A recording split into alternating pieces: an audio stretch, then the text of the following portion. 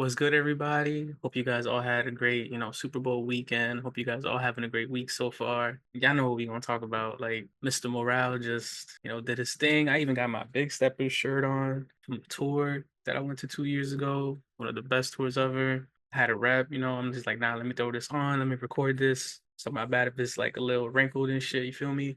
Yeah, man, like this is gonna be a special episode. We're just gonna talk about the Super Bowl performance. I personally don't give a fuck about football, like I'm not that guy, but all I cared about was watching this performance. And honestly, it went past my expectations. I didn't really think it was gonna be as good as it was. I knew it was gonna be good, but I didn't think it was gonna be like that good. I tend not to go with expectations into like shows or concerts that I go to or movies. I do that a lot just so I don't get disappointed myself. It's a me thing, but yeah, bro, like the Super Bowl performance just happened and everybody's talking about it. There's a few people that don't like it and there's like a lot of people that do. And I feel like for the people that don't like it, they probably just expected like other songs to be performed. I've been seeing that they don't understand why he chose this set list. But I feel like people aren't really looking at the bigger picture and what he was trying to demonstrate and what he wanted people to really take away.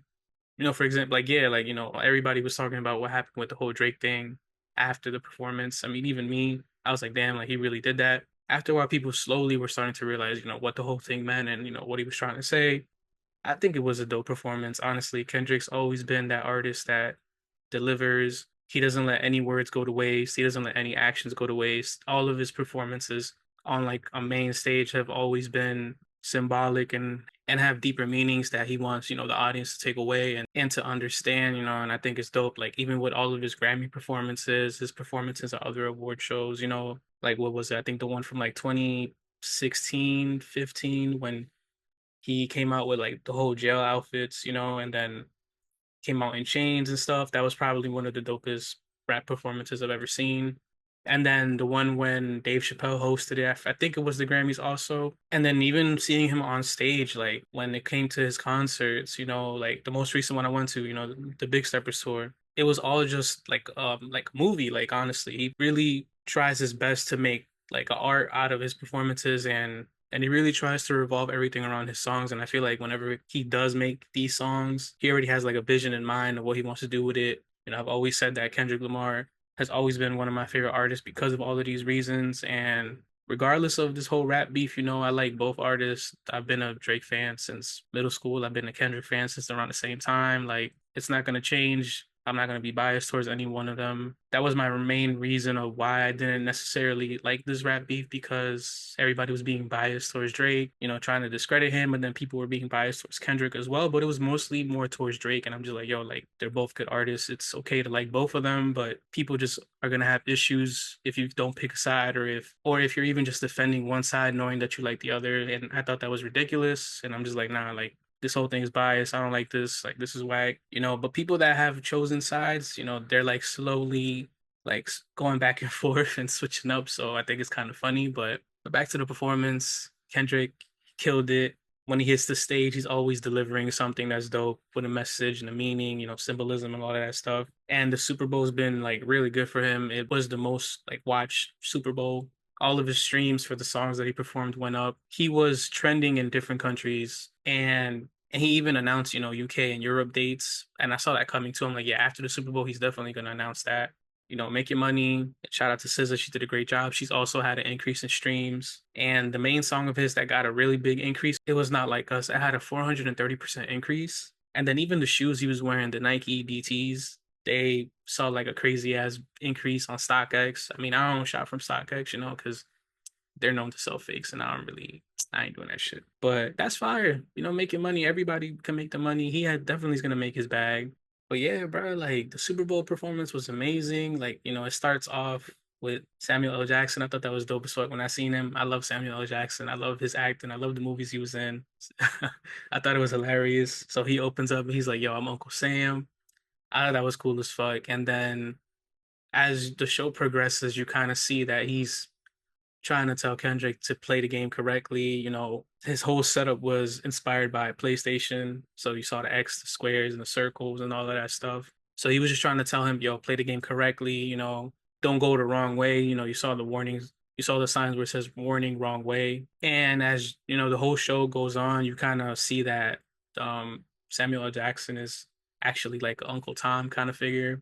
And the whole time I was watching, I'm like, yo, he kind of reminds me of like some character from some movie. I just don't remember. Like for some reason, it was not coming to me. I'm like, yo, like what does he remind me of? He reminds me of somebody. And I was on social media just like looking, and somebody was like, oh, he's basically playing the same character that he played in Django Unchained. I'm like, oh, word. And then I saw that. I'm like, okay, so I think that's probably what I was trying to like allude to. But I was like, okay, I saw that resemblance, and it makes sense for him to choose him because of that. And I thought that was pretty dope. But again, I love Samuel L. Jackson. I think he's fire. And I seen like all the posts that he put up, and like every caption that he wrote, I read his voice, and it was just the funniest shit ever. But yeah, he's basically just conducting the show. And then Kendrick starts off with the song that he, previewed in his GNX trailer.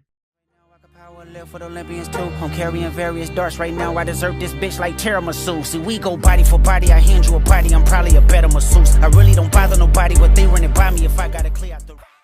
So you already know, like, he's gonna drop more music soon.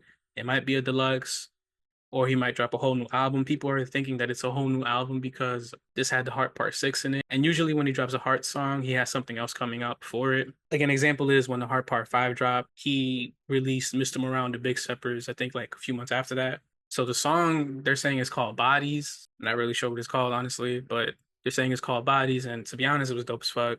Then after Bodies, he goes into Squabble Up. And, Squabble Up is basically like not like Us 2.0, but just a little bit more toned down. And it's a fire song, but you could tell like throughout the whole like set, the entire performance, he kind of was following like a Squabble Up kind of flow.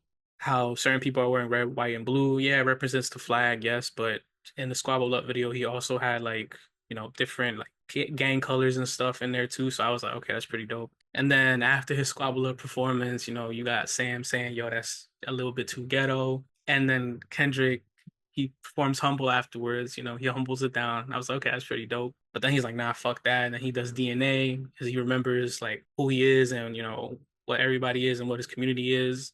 And then one of the scenes from the performances, you see like everybody who's wearing the colors surround him to make the American flag, and then they all put their backs on each other and stuff, which symbolizes how they were the ones that helped build America and make it what it was. And I thought that was dope as fuck.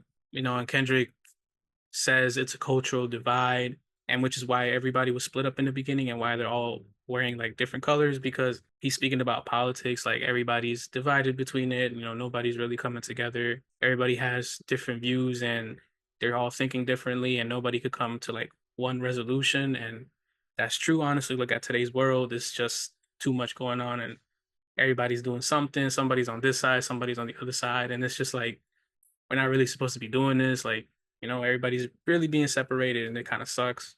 He also references 40 Acres and a Mule, later on. But then after DNA, he plays Euphoria, and I thought that was dope how he did like a little verse from that. And it was really dope how he like did everything. Everybody's moving around, dancing. Mind you, that stage is big as fuck. So he was just running back and forth, walking back and forth for everybody. And he still had his, breath control. He still was chilling. I'm just like, yo, that's amazing. Because not a lot of rappers could really do that. When you go to most of these rap concerts, they're just jumping around and then they stand still and just say whatever. And Mans didn't have no backtrack either. He just remembered word for word, and that's how I feel like every performance should be. The only one that got an excuse is Lil Wayne, because he be saying, yo, I forget most of my raps because I wrote too many songs. I get that. He was upfront with it, so he gets a pass. Eminem gets a pass too. But then afterwards, he did Man at the Garden, and I thought that was pretty dope too. He was over a street lamp. When I was hearing it, I'm like, yo, like I like this rendition. It was kind of like an acapella thing. Then afterwards, Uncle Sam comes out and he's like, oh, deduct one life because they're not playing by the game rules. Then he does Peekaboo afterwards, which I thought was dope as fuck. I love that performance. I love the shot of him, walking around and him just popping up out of nowhere, especially when his verse started. That was pretty dope. Like the choreography for the whole thing was just amazing, to be honest. Like it was really, really interesting, and it was really enjoyable. Then afterwards, SZA comes out and it shows that, everybody's like united, but they're really just playing along the rules, because at the end of SZA's performances, you hear Samuel L. Jackson say, "Oh, that's what we want, the substance." But it's really them just playing by the rules. Everybody's playing by the rules, so America's okay. They're cool with it. Just do what we say, and you'll be all right. But SZA was actually really good. Like a lot of people been saying, yo, she doesn't sound good live, but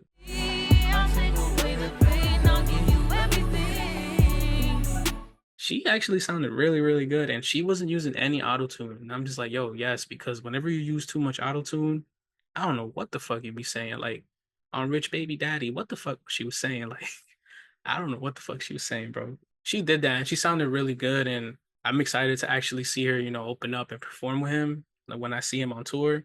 So I'm looking forward to that. I was like, I'm not sure because people were saying this and that, but this definitely like changed my mind on the whole thing. Like she's always had a good voice, but I just never heard it live. And from everything I was hearing, but I'm down with it. It's gonna be lit. So they performed Luther, All the Stars. Everybody loves that song, All the Stars. When she came on for that, she started singing the verse. Everybody was just cheering in the background. And then, like I said, Samuel L. Jackson's like, oh, that's what we want. Don't mess it up. And then he hears Not Like Us in the background, and he's just like, what the fuck? So Kendrick kind of teased Not Like Us like earlier in the set. And then he mentions, Drake suing, which I thought was funny as hell. But then he does it again, and then he actually plays the song. And yo, this man, like, he is a menace, bro. Kendrick is diabolical. He had like a whole anime villain moment, and it was just dope as fuck to see. In the beginning of this whole beef, I was like, nah, I think, Drake might come up on top a little bit, maybe, but nah, bro. Kendrick won by a landslide after Not Like Us came out. That shit just, he set the grave. He's like, yo,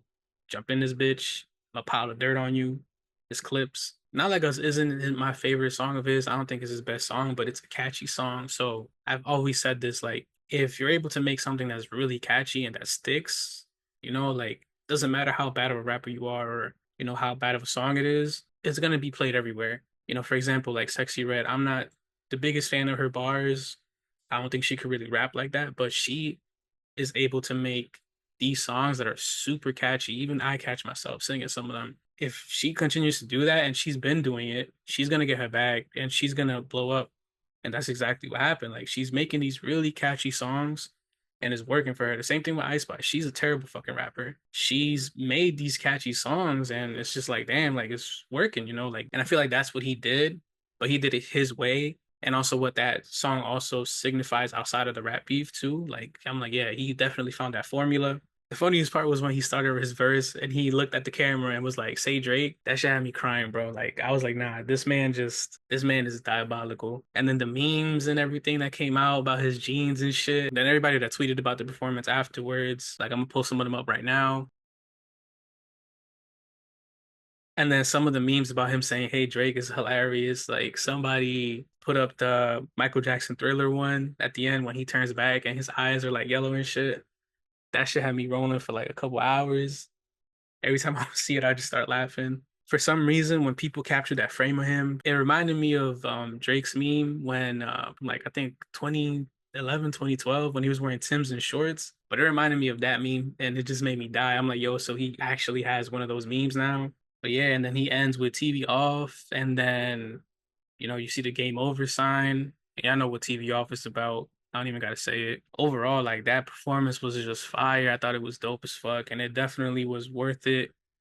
It's crazy. They really had a football game during the Kendrick concert, just like how they had a football game during the Rihanna concert. Yeah, like I said earlier, there's a lot of people that wasn't really fucking with it, or they're like, "Oh, the set list is terrible." I think he chose the perfect songs, honestly, to demonstrate what he wanted to. I mean, yeah, he could have added some of his other songs, Money Trees and stuff, but he's been saying for like months that the revolution will be televised, that he's gonna do it a certain way, but I feel like not a lot of people was paying attention because of the rap beef that was going on and everything, and people just, in the comments on social media, just talking about Drake is dead, Kendrick's this, but he's been saying that it's bigger than that, when it came to the Super Bowl, and that's what he delivered.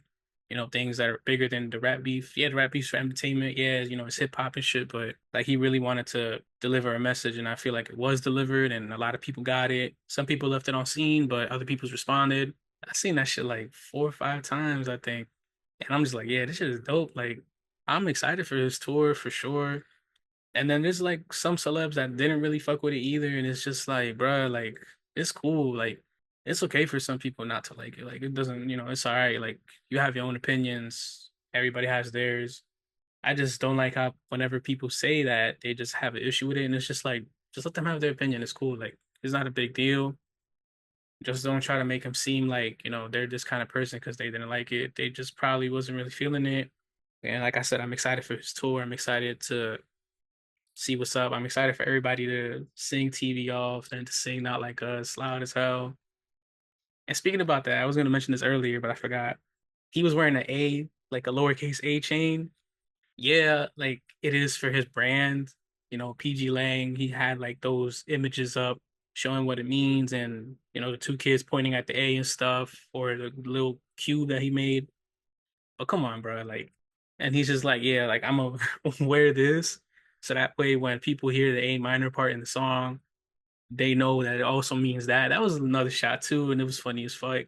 And he's really just enjoying his victory lap. And I think he just showed that he could be like just as petty as Drake. And like I know Drake is supposed to drop on the 14th on Friday, but I mean, considering that this is like the second time that Kendrick's performed bodies, that unreleased track, I feel like he may possibly drop the same day as Drake or drop like before him to overshadow him, just like how he did in the rap beef. He dropped songs back to back and overshadowed Family Matters.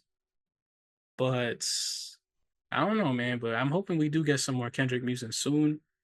Maybe like when the actual tour starts or like when his UK show starts. I don't know, but I think we're definitely probably gonna get a deluxe or I don't know about a new album, but maybe a deluxe. And SZA also dropped additional songs on her deluxe album. She dropped like 5 more songs, I think. So go check those out as well. The Lana Sos Deluxe and Serena Williams. I forgot to mention her. She popped out with the little Crip Walk stuff. They not like us. No, they not like us. She did that, I think, 13 years ago at a game that she won. And I think she got fined or almost got fined. And people was like, oh, criticizing her for it. But now she's on like the biggest stage in America doing the Crip Walk intentionally. Yeah, people was like, oh, it's a shot at Drake because they dated. But I feel like it was deeper than that. Yeah, I get it. I see that, obviously. But she was doing her thing, bro. Like, yo, she was killing that shit. That footwork was crazy. And like I said, it's just dope seeing Samuel L. Jackson there too. I love Samuel L. Jackson. He's funny as hell. DJ Mustard came out for the last song too. He didn't really do nothing. He was just dancing around with football. And people are still complaining about Lil Wayne not performing. Like, it's over already. Lil Wayne wasn't gonna perform. Nobody offered him nothing. But like I said, people just gonna hate. They're always gonna hate on stuff. Like regardless, whether it's Drake, Kendrick, or anybody else, people are just gonna find a way to hate. And honestly, I'm getting kind of like tired of talking about the rap beef all the time and seeing shit about it. And people just like, oh, Drake is dead, Drake is this, or Kendrick is this, Kendrick is that. Like it's about to be a year, bruh. Like Kendrick just made his bag and is gonna continue to make this bag. Drake is making the bag in like Australia and shit. Like it's not that deep. Yeah, there's like little jabs and references they're both making still, but that's because they really got a beef. Like they really got issues and shit. But it's just funny. But yeah, I'm excited to see who's gonna perform next year. I seen like a petition. I seen some post already a couple of days ago for Chris Brown to do it. Kanye West said he was gonna do it. Man, I doubt that shit. Kanye need to sit the fuck down, but we'll see who it is. And I hope it lives up or does better than this one. And I kind of highly doubt it. It has to be somebody that's big because I don't really see that many people topping this performance. A lot of people are saying the Dr. Dre one was still better, but honestly, I kind of really like this one more. It was very like well put together. The choreography, the dancers, everybody that popped out, the songs that he did, it was really good.